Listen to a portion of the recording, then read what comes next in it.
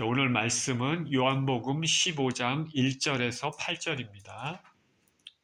요한복음 15장 1절에서 8절 우리 같이 한 목소리를 읽겠습니다. 시작. 나는 참 포도나무요 내 아버지는 농부라. 무릇 내게 붙어 있어 열매를 맺지 아니하는 가지는 아버지께서 그것을 제거해 버리시고 무릇 열매를 맺는 가지는 더 열매를 맺게 하려 하여 그것을 깨끗하게 하시느니라. 너희는 내가 일러준 말로 이미 깨끗하여졌으니 내 안에 거하라. 나도 너희 안에 거하리라. 가지가 포도나무에 붙어 있지 아니하면 스스로 열매를 맺을 수 없음 같이 너희도 내 안에 있지 아니하면 그러하리라. 나는 포도나무요 너희는 가지라. 그가 내 안에 내가 그 안에 거하면 사람이 열매를 많이 맺나니 나를 떠나서는 너희가 아무것도 할 수 없음이라. 사람이 내 안에 거하지 아니하면 가지처럼 밖에 버려져 마르나니 사람들이 그것을 모아다가 불에 던져 사르느니라. 너희가 내 안에 거하고 내 말이 너희 안에 거하면 무엇이든지 원하는 대로 구하라. 그리하면 이루리라. 너희가 열매를 많이 맺으면 내 아버지께서 영광을 받으실 것이요 너희는 내 제자가 되리라. 아멘. 내 안에 거하라는 제목으로 말씀을 나누겠습니다. 기도합니다. 생명의 주님 감사합니다. 오늘 본문의 말씀을 통하여서 하나님과 교제하고 주님의 은혜를 받기를 원하고 주님의 마음을 생각하기를 원합니다. 하나님 성령님을 통하여서 우리 가운데 역사하여 주시고 말씀 가운데 살아계신 주님을 만나는 시간이 되게 하여 주옵소서. 우리 주 예수 그리스도 이름으로 기도합니다. 아멘. 자, 예수님과 우리와의 관계. 예수님과 우리와의 관계는 어떤 관계일까? 오늘 마더스데이, 그 어머니와 자녀의 이런 관계가 있는 것처럼 우리가 예수님과 우리와는 어떤 관계를 가지고 있을까? 성경에서는 요한복음 10장에 예수님과 제자의 관계를 목자와 양의 관계로 그렇게 표현을 했습니다. 목자와 양의 관계.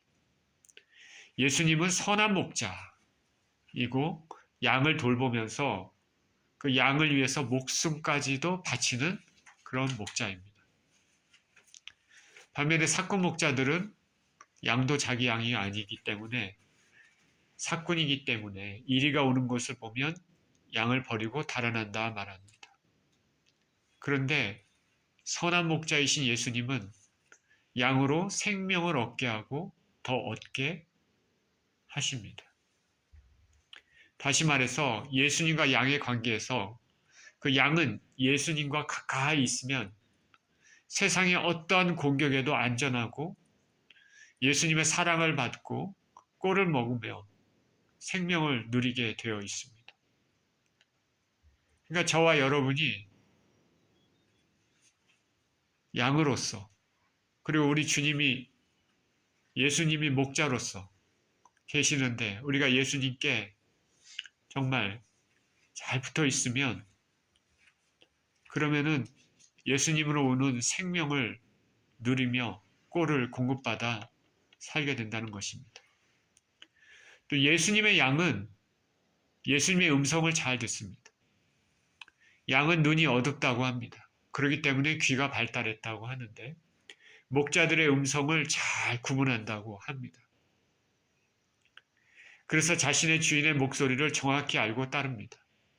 저는 양을 키워보진 않았지만 제가 신학교에 있을 때 그 교수님이 이스라엘에 그 성지순례를 갔을 때 잠깐 그 음식점에 들렀는데 음식점에 여러 목자들이 또 있었다고 합니다. 그때 그 목자를 따르는 양들도 여러 양들이 있었는데 이렇게 창문을 통해서 보니까 그 양들이 서로 막 섞입니다. 그래서 저걸 보면서 저거 큰일 났다. 나중에 어떻게 자기 양을 데리고 갈 건가. 근데 그 목자들이 음식을 먹고 그 다음에 밖으로 나가서 자기 양에 대한 그 목소리를 따르라는 뭐 그런 목소리겠죠. 그랬더니 그 양들이 자기 목자의 음성을 듣고 정확히 구별돼서 그 목자를 따라간다라고 얘기를 합니다. 그러니까 이 양은 목자의 음성을 잘 구분합니다. 자신의 주인의 목소리를 정확히 알고 따른다는 것이죠. 예수님의 참 제자는 세상 말이 아니라 예수님 말씀을 듣고 따르게 되어 있습니다. 복음서에는 이와 같이 예수님과 제자의 관계를 목자와 양의 관계로 표현합니다. 그리고 또 오늘 본문에서는 또 다른 표현으로 예수님과 제자들의 관계를 말하고 있는데 포도나무와 가지의 관계다. 예수께서는 포도나무고 제자들은 가지다 말합니다. 가지는 포도나무에 붙어 있습니다. 포도나무가 살아있다면 가지는 그에게서 영양분을 받아 덩달아 생명을 유지합니다. 우리 주 예수 그리스도께서는 영원토록 살아계신 분입니다. 어제나 오늘이나 영원토록 동일하신 분입니다. 그렇기 때문에 가지는 스스로 생명을 보존하는 것이 아니라 그 포도나무 예수 그리스도께 붙어 있어서 생명을 보존합니다. 그냥 붙어 있기만 하면 됩니다. 그러면 생명을 보존하고 열매를 맺습니다. 그런데 붙어 있지 않으면 생명에서 떨어져서 마르게 됩니다. 결국 불에 던져 산라지입니다. 포도나무는 포도 열매를 맺는 값진 나무지만 떨어진 가지는 아무짝에도 쓸모없어서 불에 던져집니다. 성경에서는 그렇게 말합니다. 포도나무 가지는 말라지면 아무짝에도 쓸모가 없다. 별로 효용이 없는 나무입니다. 우리 예수님을 믿는 사람들은 왜 예수님께 꽉 붙어 있어야 되는지 생각해 보게 됩니다. 본문을 제가 다시 한번 읽겠습니다. 나는 참 포도나무요 내 아버지는 농부라. 물은 내게 붙어 있어 열매를 맺지 아니하는 가지는 아버지께서 그것을 제해버리시고 열매를 맺는 가지는 더 열매를 맺게 하려 하여 그것을 깨끗하게 하시느니라. 너희는 내가 일러준 말로 이미 깨끗하여졌으니 내 안에 거하라. 나도 너희 안에 거하리라. 가지가 포도나무에 붙어있지 아니하면 스스로 열매를 맺을 수 없음같이 너희도 내 안에 있지 아니하면 그러하리라. 나는 포도나무여 너희는 가지라. 그가 내 안에 내가 그 안에 거하며 사람이 열매를 많이 맺나니 나를 떠나서는 너희가 아무것도 할 수 없습니다. 사람이 내 안에 거하지 아니하면 가지처럼 밖에 버려져 마르나니 사람들이 그것을 모아다가 불에 던져 사르느니라. 너희가 내 안에 거하고 내 말이 너희 안에 거하면 무엇이든지 원하는 대로 구하라. 그리하면 이루리라. 너희가 열매를 많이 맺으면 내 아버지께서 영광을 받으실 것이요 너희는 내 제자가 되리라. 자, 우리 예수 그리스도를 믿는 사람들은 잘 들어봤던 포도나무 비유죠. 이 비유에서 예수님은 포도나무라고 하셨고 아버지는 농부라 하셨습니다. 성경에서 포도나무는 이스라엘을 가리킵니다. 하나님께서 포도나무를 이스라엘로 비유를 하시는 내용을 자주 우리가 읽을 수 있습니다. 그런데 주로 타락한 이스라엘을 나타냅니다. 하나님께서는 아름다운 포도나무를 심었습니다. 아름다운 열매를 맺기를 기대를 하셨습니다.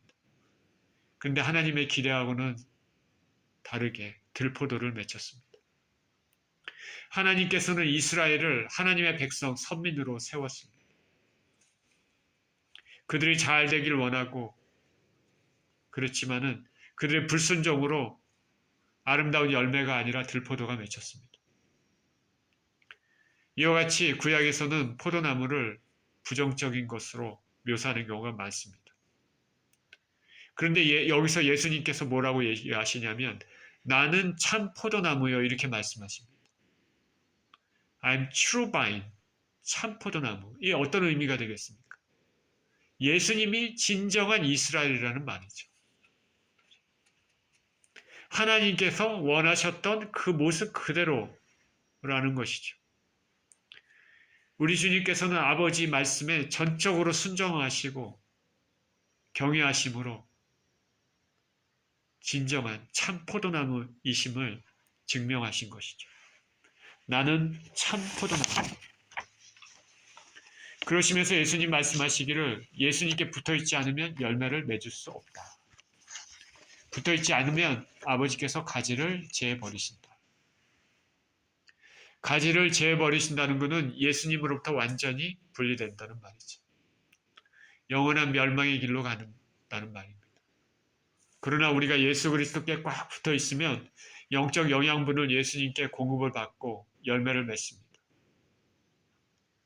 우리가 여러 가지 열매를 맺으면 하나님 아버지께서 기뻐하시고 더 열매를 맺게 하기 위해서 깨끗게 하십니다. 가지치기를 하십니다. 가드닝이나 농사를 한 사람들은 이 의미를 알 수 있을 것입니다. 열매가 맺혀지면 더 열매를 맺게 하기 위해서 깨끗게 가지치기 합니다. 예수님께 붙어 있으면 열매를 맺습니다. 성령의 열매, 사랑과 희락과 화평과 오래 참음과 자비와 양성과 충성과 온유와 절제, 이런 열매들이 우리가 예수 그리스도께 꼭 붙어 있으면 맺히게 되는 것입니다. 그리고 영혼들을 예수님께 인도하는 열매도 맺습니다. 우리가 열매를 이렇게 많이 맺으면 맺을수록 하나님 아버지께 영광이 됩니다. 그리고 우리 자신의 영혼에 참으로 귀한 유익이 되는 것입니다. 이와 같이 가지는 포도나무에 붙어 있는 것이 중요한데 예수께서는 다른 말로 가지가 포도나무에 붙어 있다라는 것을 내 안에 거한다라고 오늘 본문에서 말씀하십니다. 내 안에 거한다. Remain in me. 그러면 예수께서도 그 영혼 안에 거한다라고 말합니다. 영혼 안에 거하실 것입니다. 우리가 예수님 안에 거한다. 많은 의미가 있겠죠. 예수님 안에. 우리가 집 안에 거한다 이런 말을 우리가 쓰지 않습니까? 그럼 집 안에서 산다. 집 안에 있으면서 거기서 밥도 먹고 쉬기도 하고 잠도 자고 그런 것이죠. 여러 가지 하는 것이죠. 집 안에서. 마찬가지로 예수님 안에서 거한다라는 말은 예수님 안에서 예수님과 동고동락을 한다는 거죠. 저는 오늘 이 말씀 예수님 안에 거한다. 그 말씀이 구체적으로 무엇일까 생각해 보기를 원합니다. 제시카 윤이라는 목사님이 개인적으로 예수님을 만나면서 만남의 체험을 통해서 예수님께서 당신이 생각하시는 내 안에 거한다. 내가 생각하는 내 안에 거한다는 말은 그 의미를 몇 문장으로 말씀하셨다고 합니다. 제가 여기서 그것을 인용을 하겠습니다. 인용하면서 말씀드립니다. 당연히 오늘 말씀의 그래서 핵심에 대한 공로는 예수님께 있습니다. 예수님이 말씀하시는 내 안에 거한다. 어떤 의미가 있을까? 그래서 먼저 내 안에 거한다라는 것은 뭐냐면 예수님이 원하시는 것은 예수님의 말씀을 듣고 순종하는 것이다. 그것이 내 안에 거한다. 예수님의 말씀을 듣고 순종하는 것. 예수님께서 복음서에서 말씀하시는 그 내용들을 순종하는 것입니다. 예수님께서 서로 사랑하라 했으니 서로 사랑하는 것이죠. 첫째가 되고자 하는 사람은 무사람을 섬겨라 말씀하셨으니 하늘나라에서 큰 자가 되기 위해서는 무사람을 섬기면 됩니다. 너를 박해하는 자를 위해 기도하라 했으니 힘들게 하는 사람이 있으면 기도하는 것이죠. 이와 같이 예수님의 말씀을 소중히 여기며 그 말씀을 순종하는 것. 그것이 첫 번째로 우리가 생각해 봐야 될 예수님 안에 거하는 것입니다. 우리 주 예수 그리스도께서도 하나님 아버지의 그 말씀에 철저히 순종했습니다. 그렇기 때문에 예수님이 뭐라고 말씀하시냐면 나와 아버지는 하나이니라. 내가 아버지 안에 거하고 아버지께서 내 안에 계심을 믿으라. 이렇게 말씀합니다. 순종을 통해서 하나님 아버지와 아들 되신 예수 그리스도께서 하나가 되시는 것이죠. 내가 아버지 안에 거하고 아버지께서 내 안에 계심을 믿으라. 저와 여러분이 예수 그리스도께서 우리에게 주시는 그 말씀을 그대로 순종하는 것. 그것이 예수님 안에 거한다라는 것이죠. 그래서 예수님 말씀에 그 순종함으로써 저와 여러분은 영생을 얻을 수 있는 것입니다. 요한복음 3장 36절에 아들을 믿는 자에게는 영생이 있고 아들에게 순종하지 아니하는 자는 영생을 보지 못하고 도리어 하나님의 진노가 그 위에 머물러 있느니라. 자, 그래서 제일 먼저 생각해 볼 수 있는 것이 말씀에 순종하는 것. 그것이 예수님 안에 거하는 것. 가지가 예수님께 딱 붙어 있는 것. 두 번째로 생각해 볼 수 있는 것은 매일매일의 삶에서 회개하는 것입니다. 예수 그리스도 안에 거하는 것은 매일매일 삶에서 회개하는 것. 우리가 신앙의 가장 정점은 뭡니까? 신앙의 가장 정점은 내가 건강한 것, 내 가정이 잘 되는 것, 내 자식들이 잘 되는 것, 혹은 내가 사회적으로 좋은 위치와 번창을, 또 많은 돈을 버는 것, 이 세상에서 즐겁고 행복하게 사는 것. 그게 신앙의 정점은 아니죠. 신앙의 정점은 뭡니까? 이 성경 말씀에 우리에게 주어진 이유가 뭡니까? 그거는 우리의 영혼 구원입니다. 우리가 천국에 가는 것입니다. 최종 목적이 구원을 얻는 것이죠. 그 길을 열어주시기 위해서 주님께서는 십자가에서 죽으셨습니다. 우리 주님께서는 저와 여러분이 정말로 천국에 가기를 원하십니다. 간절히 원하십니다. 발을 동동 구르시면서 어떻게든지 이 지구상에 있는 영혼들이 천국에 가기를 정말 원하십니다. 저와 여러분이 천국에 가기를 주님께서는 정말 원하십니다. 그러니까 만약 어떤 영혼이 지옥에 간다 그러면 그 영혼이 스스로 거부한 것입니다. 스스로. 주님의 사랑과 주님의 손 내밈을 스스로 거부한 것입니다. 우리 주님께서는 저와 여러분을 정말 영원토록 복락을 누리며 살기를 원하시고 주님과 함께 그 말할 수 없는 그 아름다운 곳에서 말할 수 없는 행복을 누리며 복락을 누리며 살기를 원하십니다. 지옥에 떨어지는 것을 주님께서는 너무나 슬퍼하십니다.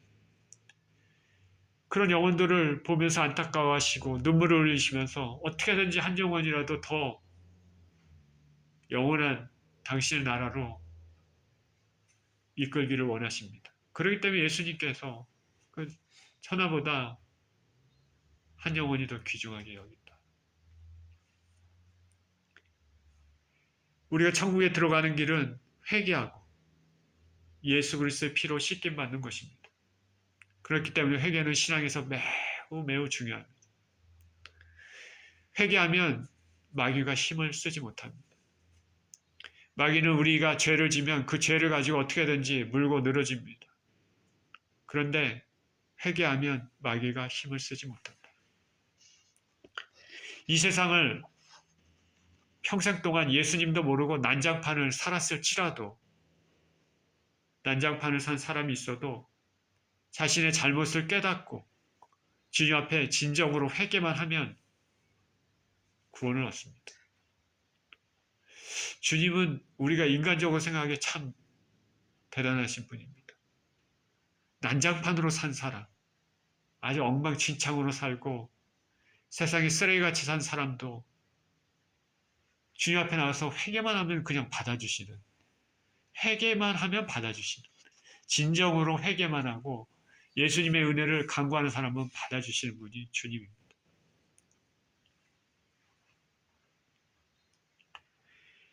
진정으로 죄를 자백하고 용서를 구하는 자에게 결코 외면하지 않으십니다.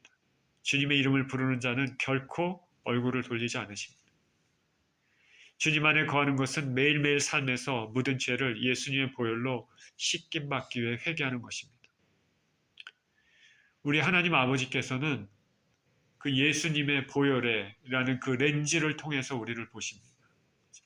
우리가 죄가 있어서 참 지저분하고 참 쓰레기같이 오물더미가 여기저기 붙어 있을지라도 주님 앞에 회개하면 예수 그리스도의 보혈로 덮임을 받게 되고 하나님 아버지께서는 그 보혈을 통해서 우리를 보십니다. 보혈을 통해서 우리를 보시기 때문에 우리 안에 있는 이 지저분한 것이 안 보이는 것입니다. 하나도 안 보이는 것이죠. 우리 부족하고 죄인된 인생들이지만 회개하고 보혈로 씻김 받으면 하나님 우리를 깨끗한 영혼으로 인정하십니다. 예수님 안에 거하는 인생은 그래서 매일매일 회개하는 삶을 사는 것입니다. 예수님 안에 거한다. 회개하는 삶을 사는 것입니다. 그렇기 때문에 예수님께서 이 땅에 처음 오셨을 때도 마가복음 1장 15절에 이르시되 때가 찼고 하나님 나라가 가까이 왔으니 회개하고 복음을 믿으라 하시더라 말씀합니다. 그러니 저와 여러분이 삶 가운데 매일매일 삶에서 무슨 잘못한 것이 있는지 살펴보고 그날이 지나기 전에 회개하는 습관을 가져야 합니다. 천국의 열쇠는 회개입니다. 여러분 분명히 이 회개에 대한 생각을 가지고 있으면 삶 가운데 밥을 먹든지 무엇을 하든지 갑자기 떠오르는 생각들이 있습니다. 과거에 내가 했던 일, 아주 오래전에 어렸을 때 했던 일도 이렇게 갑자기 떠오를 때가 많죠. 그때 잘못했던 일 떠오를 때가 있습니다. 그때 하나하나 회개하는. 우리가 무슨 나쁜 죄를 졌는지 우리는 다 기억 못합니다. 회개를 하지만 우리는 기억 못하는 죄들이 많이 있습니다. 근데 우리가 삶을 살면서 순간순간 우리 과거에 있었던 일들이 그냥 머릿속에 떠오를 때가 있습니다. 아, 그때 잘못했던 거 떠오르면 그때 회개해야 됩니다. 어떤 분은 어떻게 회개해야 될까 몰라서 회개를 막 했는데 끝나고 나서 회개를 했는지 안 했는지 회개가 된 건지 안 된 건지 잘 모르겠다 이렇게 생각하는 사람들도 있다고요. 그래서 안 되겠다 싶어서 10년 간격으로 잘라갖고 내가 10년 한 살에서 예를 들어서 처음에 태어나서 10살까지는 무슨 일이 있었는지 곰곰이 생각해보고 11살에서 20살까지 또 생각해보고 10년 단위로 잘라서 뭐 회개했다 그런 말을 들은 적도 있습니다. 회개는 굉장히 중요합니다. 근데 사실 회개도 마음대로 안 됩니다. 신앙생활을 진정을 해보신 분은 알겠지만요. 입술로 하는 회개와 마음 깊이 하는 회개는 틀립니다. 하나님께서 은혜를 주시면 마음 깊이 하는 회개를 할 수 있습니다. 그것도 우리가 기도하면서 하나님 앞에 간구하는 사람에게 하나님께서 은혜를 주십니다. 회개는 굉장히 중요합니다.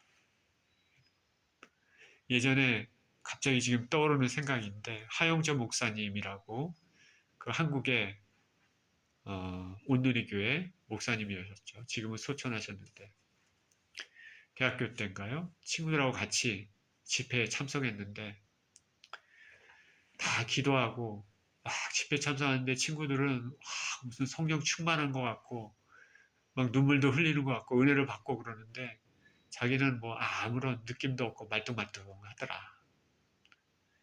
그 집회 끝나고 그날 집회 끝나고 다른 사람들 다 이렇게 산기도 비슷하게 이렇게 가는데 대학생 때 이제 친구들 그런데 아 나도 이제 은혜를 좀 받아야 되겠다 이렇게 갔는데 자기 선배인가 누구한테 아, 나를 위해서 좀 기도 좀 해주십시오 그랬다고 합니다.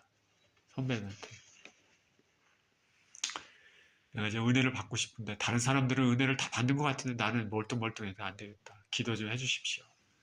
그랬더니 선배가 그래 같이 기도하자 그래서 기도를 하는데 자기를 위해서 기도해달라고 선배한테 얘기했는데 선배가 가장 기도한데 나를 위해서 기도하는 게 아니라 본인을 위해서 본인을 위해서 기도하는데 본인의 죄를 위해서만 눈물을 흘리면서 막 기도를 하더래요. 끝나고 나서 아니 이거 뭐 나를 위해서 기도를 해달라고 그랬는데 본인 막 눈물 콧물 쏟으면서 본인의 죄를 위해서 그렇게 기도를 한다고 하더라고요. 근데 그 기도 끝나고 나서 그 선배는 가버리고 자기는 근데 그게 그렇게 감동이 있었다. 회개는 굉장히 중요합니다. 회개는. 저와 여러분이 매일매일 저녁에 자기 전에 회개하는 습관 가져야 됩니다. 우리가 천국에 가는 거는 다른 거 다 필요 없습니다. 하나님 앞에 회개하고 예수 그리스도를 믿는 것. 그것을 통해서 천국에 갑니다. 자, 이렇게 예수님 안에 거한다는 것 또 말씀드렸는데 또 세 번째, 예수님 안에 거한다는 것은 또 무엇일까? 예수님께서 내가 원하는, 내가 생각하는 내 안에 거한다. 이것은 이웃을 자신의 몸과 같이 사랑하는 것이다. 십계명은 하나님 사랑과 이웃 사랑입니다. 하나님 사랑하는 사람은 이웃도 자신과 같이 사랑해야 합니다. 우리는 하나님을 사랑한다고 말하지만 이웃 사랑에 대해서는 실천하지 않는 경우가 있습니다. 그렇기 때문에 우리의 모든 것들을 아시는 주님께서는 선한 사마리아인의 예화를 들으셨습니다. 자신의 일도 돌봐야 되지만 타인의 일도 돌보는 것이 주님이 원하시는 것이다. 이것이 예수님 안에 거하는 삶이다. 예수님께서는 제자들에게 서로 사랑하라 말씀하셨습니다. 제자들은 너가 으뜸이고 내가 으뜸인가 다퉜습니다.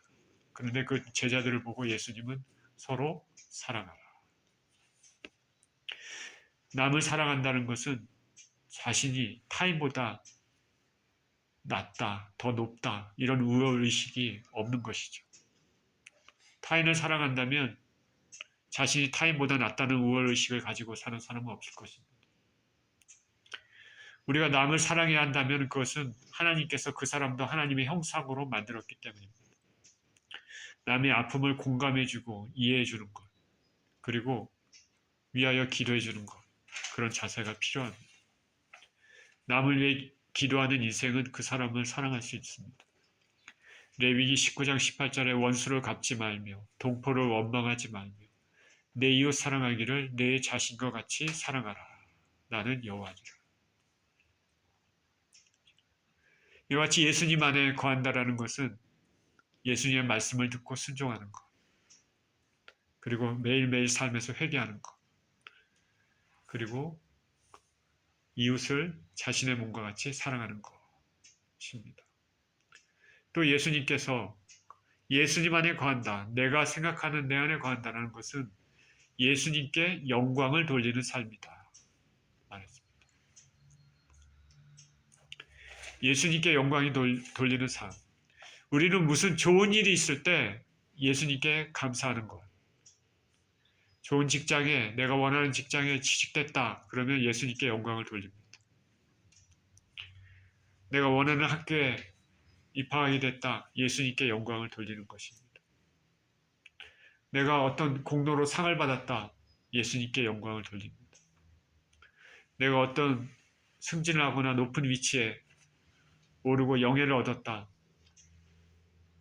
예수님께 영광을 돌리는 것입니다. 오늘날 많은 사람들이 높은 위치에 오르게 되면 그 모든 영광을 자신이 다 차지하는 경우가 많습니다. 박용규 목사님이라는 분의 간증을 들은 적이 있습니다. 이 땅에서 아무리 많은 선행을 하고 구제를 하고 해도 그것으로 인해 사람의 칭찬을 받고 상을 받으면 하늘에서 받을 상은 하나도 없다. 왜냐하면 자기 상은 이미 받았기 때문입니다.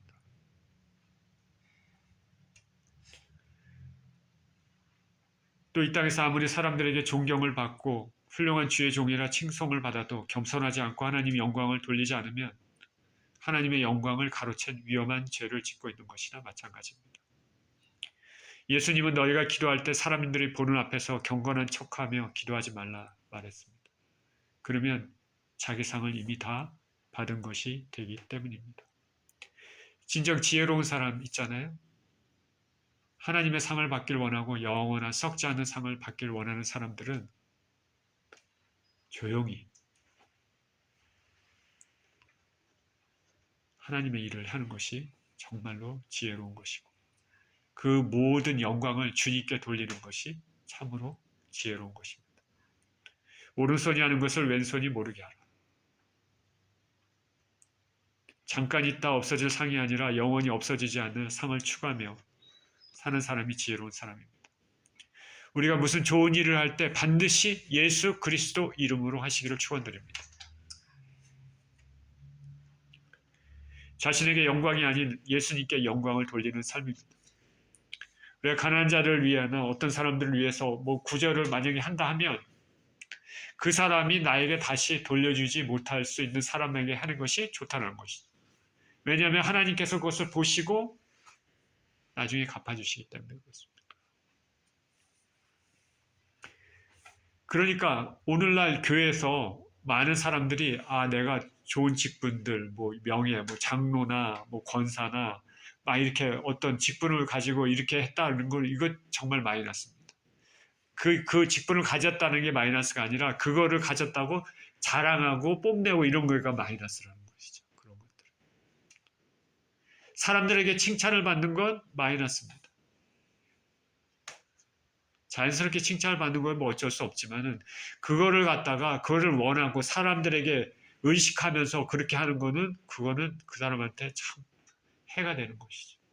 그 예수님께서 바리새인들이 그 사람들이 많은 데서 이렇게 아름답게 멋있게 그럴듯하게 기도하는 거 그거 보고 기도는 했지만 기도는 좋은 것이죠. 그렇지만은 이미 사람들이 그 모습을 보고 저 사람을 칭찬했기 때문에 그 사람에게는 하나님께 받을 상이 없는 거예요. 이미 자기 상을 받았느니라. 목회자들이 교회 직분자들이 예수님이 아닌 사람들의 이목받기를 원하고 인정받기를 원할 때 너무나 큰 손해입니다. 진정 하나님의 사람들은 모든 일에 예수님께 영광을 드리는 삶을 살아야겠습니다. 무엇을 하든지 예수 이름으로 하고 예수님께 영광을 돌리는 삶입니다. 성경에는 자기에게 영광을 돌려 심판받는 경우가 나옵니다. 헤롯이 멋지고 화려한 옷을 입고 사람들의 환호와 영광을 받았을 때 하나님이 그를 치셨고 벌레가 그를 먹었다고 했습니다. 사도행전 12장 21절 23절에 헤롯이 나를 택하여 왕복을 입고 단상에 앉아 백성에게 연설하니 백성들이 크게 부르되 이것은 신의 소리요 사람의 소리가 아니라 하고는 헤롯이 영광을 하나님께로 돌리지 아니하므로 주의 사자가 곧 친히 곧 벌레에게 먹혀 죽으니라. 헤롯이 죽은 이유는 하나님께 영광을 돌리지 않았기 때문입니다. 반대로 여리고의 소경 바디메오 예수님께 눈을 고침받았습니다. 고침받고 바디메오는 하나님께 영광을 돌립니다. 누가복음 18장 43절에 곧 보게 되어 하나님께 영광을 돌리며 예수를 따르니 백성이 다 이를 보고 하나님을 찬양하니라. 자, 우리 모든 삶의 모든 일에 영광을 하나님께 돌리는 것. 무엇을 하든지 예수 이름으로 하는 것. 중요합니다. 습관을 이렇게 들여야 되고 그것이 참으로 귀한 것이고 영광을 내가 차지하면 물론 상도 상이 없어진다고 상 때문에 하는 건 아니지만은 문제는 뭐냐면 영광을 자기가 받으면 하나님 앞에 죄가 된다는 것이죠. 그게 문제가 되는 거죠. 상을 받고 안 받고를 떠나서 영광을 자기가 취하는 것은 죄가 됩니다. 저와 여러분은 이 땅에 살면서 항상 이것을 명심해야 됩니다. 하나님께 영광, 하나님께 영광. 모든 일에 주님께 영광 잊지 말아야 되겠습니다. 자, 이제 또 예수님 안에 거하는 것이 무엇일까? 다섯 번째는 성령 충만한 삶이다. 성령의 임재 안에, 성령의 인도 안에 사는 삶이다. 기도할 때도 성령 안에서 기도한다. 성령은 하나님 아버지의 영이자 우리 주 예수 그리스도의 영입니다. 성령께서는 자신을 드러내지 않습니다. 성령께서는 영광을 받으려고 자신을 드러내지 않습니다. 모든 것을 예수님의 이름을 드러냅니다. 성령 충만한 삶은 범사에 예수님 생각하면서 예수님을 사랑하게 되어 있습니다. 성령 충만한 삶은 생활 가운데 예수님 이야기를 많이 하게 됐습니다. 성령 충만해야지 우리가 예수님이 우리를 향한 뜻을 더 정확히 알 수 있습니다. 성령 안에서 우리가 기도할 때 우리가 알 수 없는 기도 제목, 꼭 필요한 기도도 성령께서 말할 수 없는 탄식으로 대신 기도해 주십니다. 우리가 기도할 때도 성령 안에서 기도하는 것이 중요하죠. 성령 충만한 삶은 죄를 멀리하는 삶입니다. 죄를 지으려고 해도 우리 안에 내주하시는 성령께서 딱 억제를 하게 하시는 것이죠. 당연히 성령 충만한 삶은 성령의 열매를 많이 맺게 합니다. 사랑과 희락과 화평과 오래 참음과 자비와 양성과 충성과 온유와 절제의 열매. 그래서 사도 바울이 에베소서 5장 18절에 술 취하지 말라. 이는 방탕한 것이니 오직 성령으로 충만함을 받으라. 데살로니가전서 5장 19절에서도 성령을 소멸하지 말며. 우리가 예수 그리스도를 믿는 그 순간, 진정으로 고백하는 그 순간 성령께서 우리 안에 내주하고 계십니다. 내주하고 계신데 우리가 예수 그리스도를 향한 진정한 믿음을 갖고 살지 않으면 그 성령께서는 이런 표현이 좀 그렇지만은 뭐 꼬다난 보릿자루처럼 한쪽에 그냥 이렇게 계십니다. 이렇게. 우리가 인정하고 이렇게 성령님을 이렇게 모셔드리고 인정하고 환영하고 이런 것이 아니라 한쪽에 그냥 계시는 것이죠. 그러나 우리가 성령 충만하고 예수 그리스도를 높이고 하나님의 온전한 삶을 하나님 앞에 살게 되면 성령님이 우리 가운데 역사하게 되는 것입니다. 성령을 소멸하지 말라. 사도 바울은 또 기도할 때도 성령 안에서 기도하라. 그렇게 말했습니다. 자, 5가지를 말씀을 드렸죠.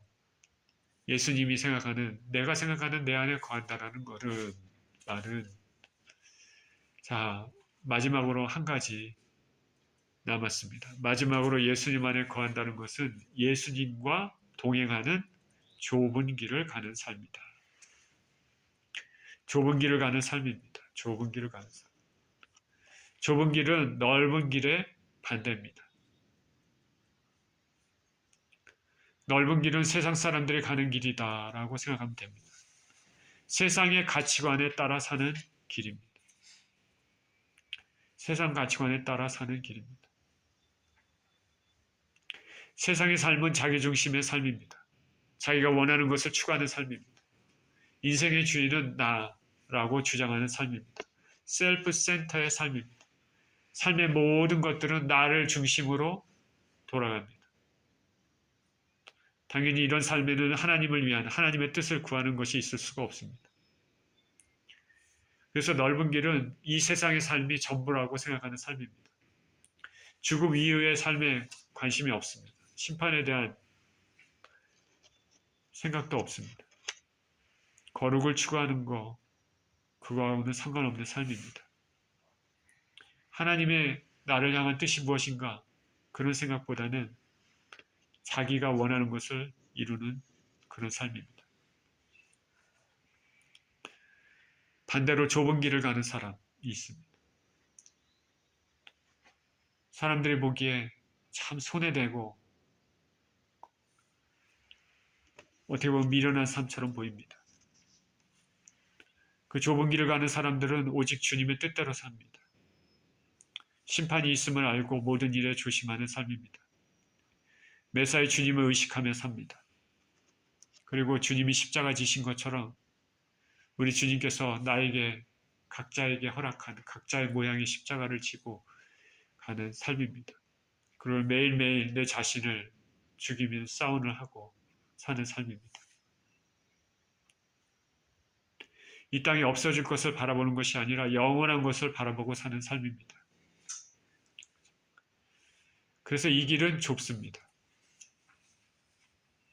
그렇기 때문에 찾는 사람이 적습니다. 이 길을 걸어가는 사람은 매우 소수입니다. 그러나 그 길 끝에는 예수님이 계시고 영원한 영광이 보장되는 그런 삶입니다. 사실 대부분의 사람들이 넓은 길을 걸어가죠. 그 길이 화려해 보이고 좋아 보이고 성공의 길처럼 보입니다. 그러나 예수님께서는 좁은 길로 가라. 그 안에 영생의 길이 있다.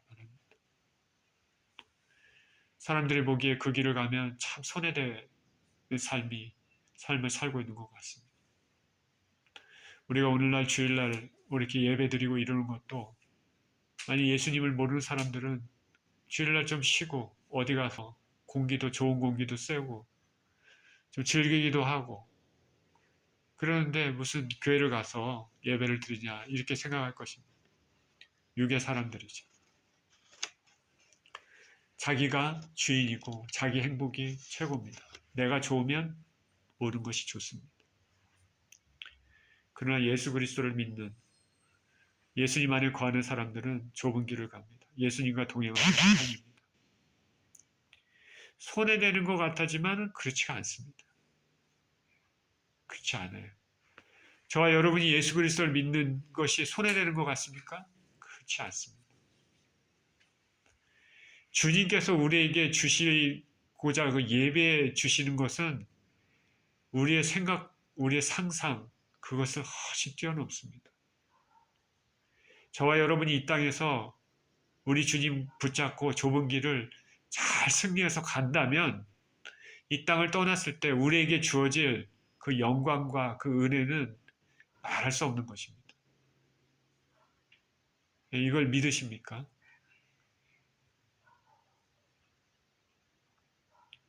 그래서 진정으로 지혜로운 사람들은 짧은 걸 바라보지 않고 긴 걸 바라봅니다. 우리가 영원의 길을 우리가 어떻게 나눌 수가 없습니다. 여기서부터 여기까지라고 얘기할 수 없죠. 영원은 처음부터 끝까지니까. everlasting, eternal.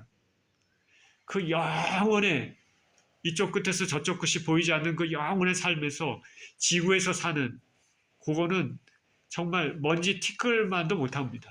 그 짧은 시간입니다. 그런데 그 짧은 시간이 이 모든 걸 결정한다. 라는 거는 그 지혜를 안다면은 정말 이 땅을 아무렇게나 살지 않죠. 지혜를. 어떻게 요 짧은 요 삶을 내 원대로 내가 원하고 즐기는 것들을 쾌락을 누리면서 사시겠습니까? 그리고 이거 영원한 복락의 삶을 놓치고 영원토록 고통 가운데 살겠습니까? 아니면 요 짧은 기간 동안이지만은 내 중심이 아니라 하나님 중심으로 하나님이 원하시는 것들을 주님에 따라서 좁은 길을 가서 살을 때 이 영원한 처음부터 끝이 보이지 않는 영원한 길을 주님과 함께 주님께서 우리에게 주시는 그 영광스러운 가운데 살겠습니까? 당연히 그 영원한 상급과 영원한 축복을 원하는 삶이 지혜로운 삶이죠. 저와 여러분은 그런 삶이 사시기를 축원드립니다. 이 땅에 주님과 동행하면서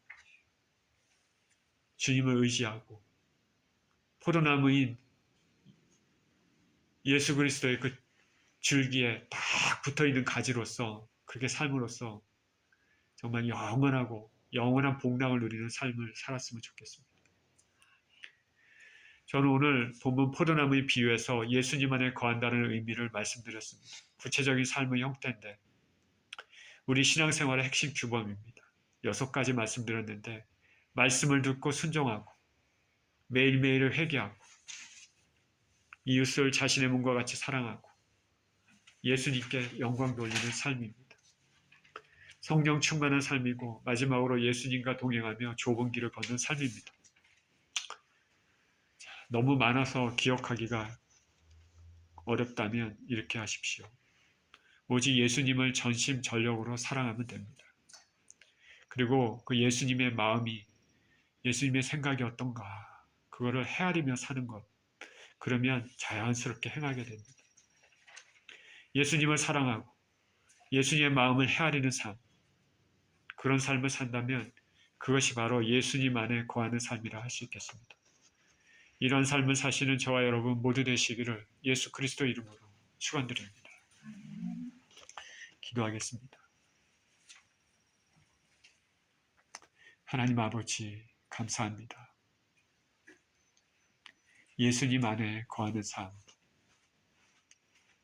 포도나무 원줄기인 그 줄기에 가지가 딱 붙어서 사는 삶. 아버지, 이런 삶을 살기 위하여 아버지 하나님 우리가 애쓰고 힘쓰고 이 땅을 살아갈 수 있도록 축복하여 주옵소서. 우리 주님을 진정으로 사랑하고 주님의 마음을 헤아리며 그렇게 사는 예수님 안에 거하는 삶이 되게 하여 주시옵소서. 감사드리며 우리 주 예수 그리스도 이름으로 기도합니다. 아멘.